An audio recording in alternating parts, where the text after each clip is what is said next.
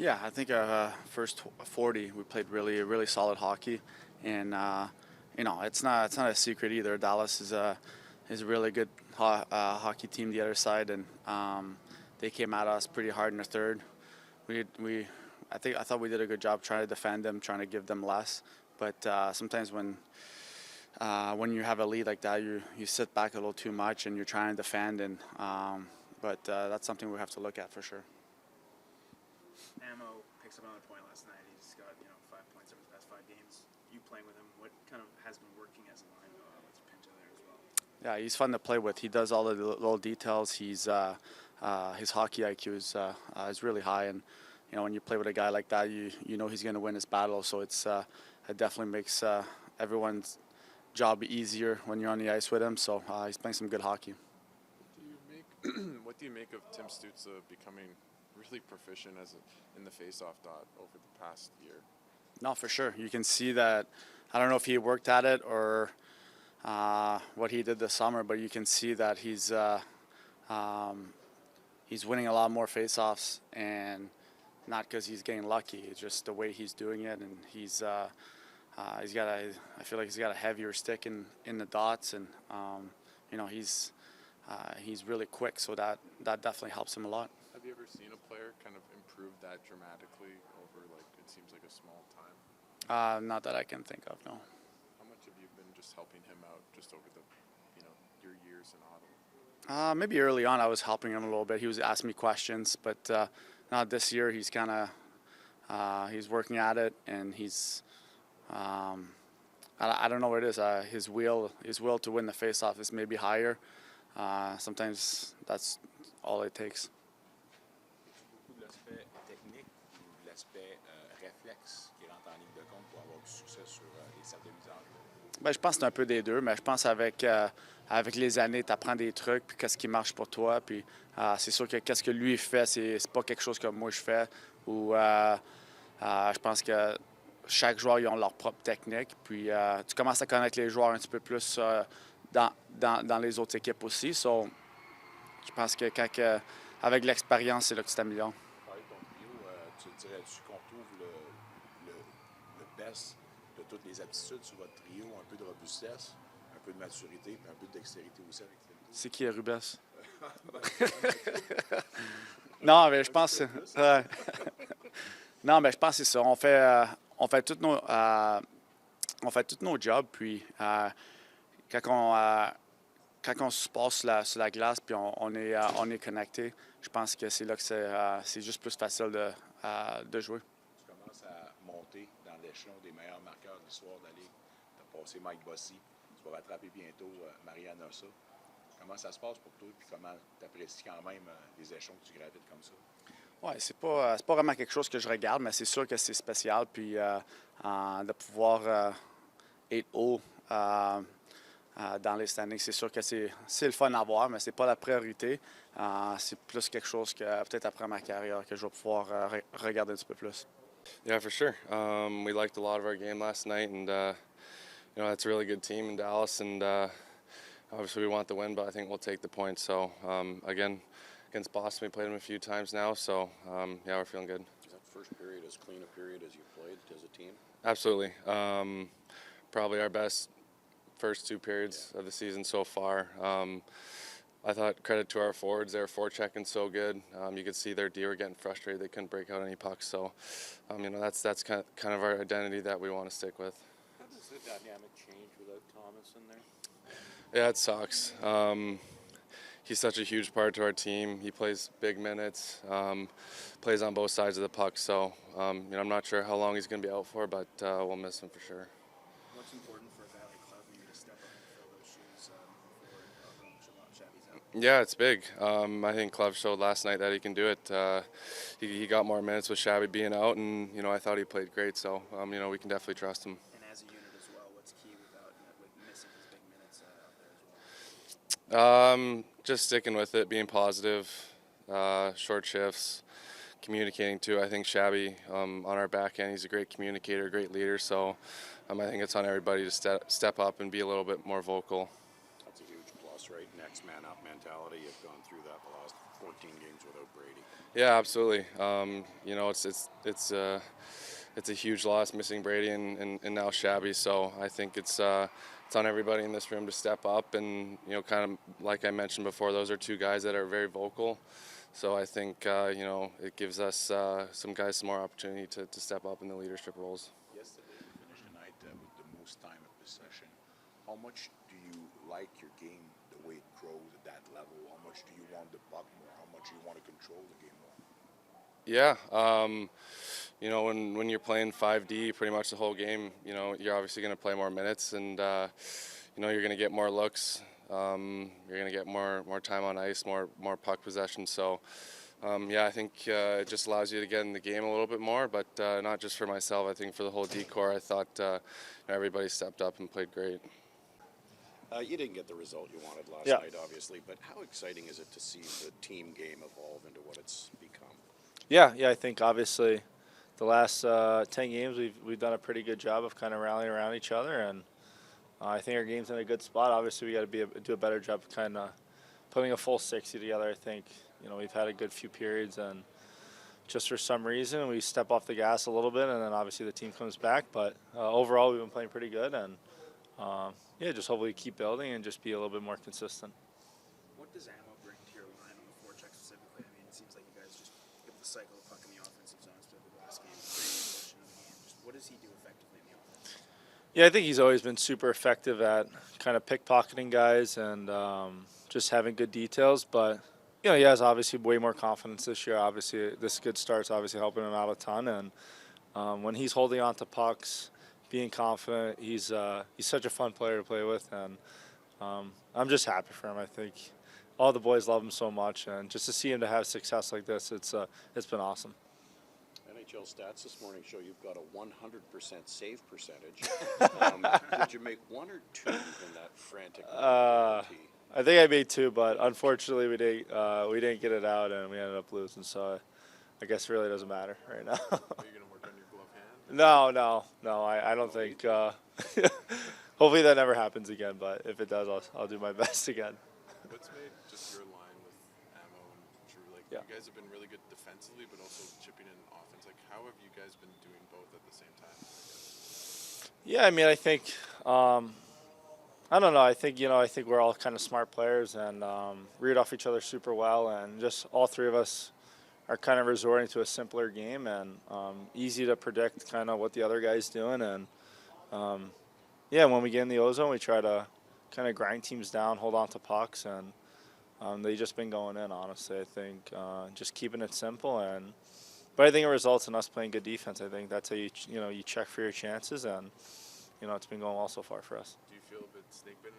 You've had a bunch of chances. Yeah. I mean, I was blessed in the beginning of part of the year with a lot of goals, so it's always going to even out sometime. And as long as I'm getting those chances, I know they're going to go in again, and it's just a matter of when. Hopefully, it's soon here. But yeah, I'm just glad I'm continuing to get those chances, so that's always a good sign. If Thomas is out for an indefinite period of time, is it more vital to check for your chances and pay more attention in the defensive zone? Yeah, obviously, such a huge part of our back end, Shabby. I mean, there's no kind of replacing him, but yeah, guys are going to have to step up. Like, obviously when 7 went down, guys had to step up, and if Shabby goes down here for a bit, some guys are going to have to step up. We're going to have to play more of a team game, and I mean, that's just part of hockey, though. It's not going to be a full season of health. That's just how it goes, and another challenge for us, but hopefully we rise up to it.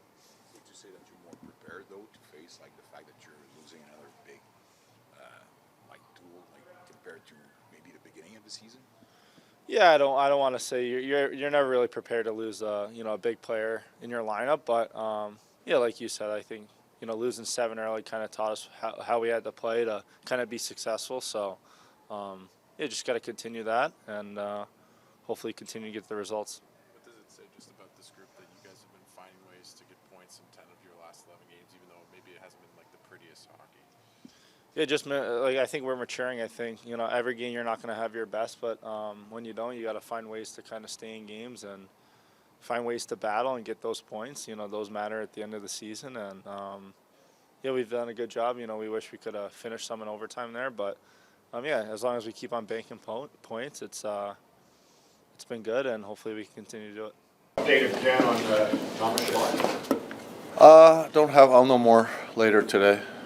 It's being evaluated right now, getting treatment, so we'll know a little more. Unlikely he'll play tomorrow.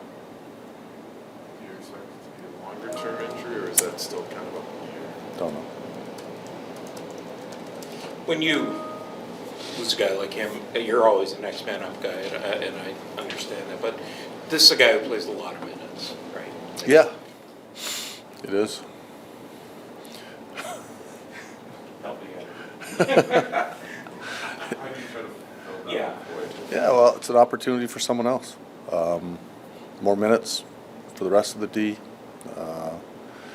Obviously Clev will share some of those minutes, and we'll have to figure out someone else. We'll probably play a righty on the left side, and but again, it's like any other injury, or someone else has to fill in, and you move on. Do you think right now, anyway, Travis, like, just keep the 6 here and then, evaluate next week when you go on the trip whether you recall someone? Is that? Take it a game at a time, but probably go that way tomorrow. People have talked a lot about Spence not playing and all that stuff. Like, you knew you'd need 7 defensemen at some point. Yeah, right? for sure. It's usually need more than 7. So. How peculiar is it? Just we don't see a lot of right shot pairs on both sides. How are you going to try to instill maybe some coaching for guys that haven't been playing on the left side as right shot defenseman? Yeah, you know what? You don't see it a lot. I think, tells you a little bit about the position. You see it at the forward position a lot more than defense. But I think if you're a good skater, good puck skills, you can play on both sides. So what about taking more minutes, placing Shabbat? How ready, from your perspective, is he to take the next step? How much did he progress? Yeah, I think is he? Shabby's also an elite player. Like Bruce said, you don't just replace a player like that. You don't just replace a player like Brady. But Clev can play more than he has. We have the luxury of having Shabby and Sandy ahead of him, but he's definitely ready to play some more minutes. I'm not worried about that at all. Travis, from the perspective of being the coach of the team, when something like this happens, you lose a player in the middle of the game, walk me through kind of your own kind of mental process to realize, like, hey, maybe we got to install a contingency with respect to how the guys look like on the ice, or just what's going through your head when it's like, oh man, I need to make a decision and I need to make one now. The way we chat about it in between periods. It happens quick. I also have a lot of trust in our other coaches. Bomber runs the D, and I'm not putting out the D and the forwards. Bomber's got to go with his gut and figure it out with 5D, and that's just part of coaching at any level. Any team in the league, the D coach is putting his guys on the ice, and the forward coach is putting his forwards on the ice. Much like when you lose a forward, if you lose a centerman, or you've got to figure out and you got to adjust, and that's just part of coaching at any level, really. You point to 10 straight games. What has helped you get to that? I think just the type of game we want to play. We've really, from day one last year, we've talked about how we want to play the game, being committed to both sides of the puck, playing a winning brand of hockey. And, I thought the Philly game was a really good example of digging in. Sometimes you dig in when you talk about that. It's like digging in, trying to score. But, we weren't very good with the puck that night. Philly was really good, but we dug in with our defensive game. And we didn't create a lot, but we didn't give up a lot. And, when you watch playoff hockey, it's tight checking. It's hard to score. It's hard to get scoring chances. And, I think we've done a good job with obviously Brady being out of the lineup, maybe in our not all aspects of our game firing. Maybe our special teams haven't been great, or if your goaltending's not great one night or your forwards aren't great, but you still check well, you got a chance to win. And I've liked our game, quite honestly. I know there's been some talk about us not playing that well. You just don't dominate teams in today's game for 60 minutes. Last night might have been the best 40 minutes, 37 minutes of hockey we've played, I don't know, in a long time. But the other team's got a say in how the game looks too, and they're going to push back at some point. And but 10 games in a row with a point, I didn't even know that, to be honest. But I think it goes back to how we want to play, the commitment level that we want to have, and it's not just defending. It's playing a 200-foot game, and it takes a lot of work and a lot of effort and a lot of commitment too. I will correct myself. I think it's 10 of 11, but Yeah. yeah. But I think you're right. What have you just seen in terms of, like, the beginning of the year defensively? This team wasn't where it wanted to be, but it seems like in the 10 of the last 11, you guys have kind of turned that around. Yeah, I feel like, that was a long time. It feels like when we were talking about that, it was probably 3 or 4 games into the season, ballpark. So 12, 13 games ago. I think our guys were a little antsy, a little hungry to do well. We played okay. We had the puck a lot, but we were probably on the fly a little bit, on the move. Not doing little tiny things that really matter, stop, start, swing above. There's so many things that go into playing a tight game. And by tight, I don't mean not creating either. But I thought we were playing on the move a little bit then. What have you seen just from Tim Stützle's game, especially without Brady Tkachuk? He's been producing at a really high level and been good defensively. He's been good. Timmy's a great player in the league. I think he's been snake bitten a little bit. At times it looks like there's nights where he can score 3, 4, 5 points. He's got the puck a lot, and I think he's done a pretty good job of when to create, when not to create. There's a time and place. He has the puck so much that he's always got to be, he's got to be conscious of how many people are in front of him, how far should he skate it, if he should dump it. And he's done a pretty good job of that.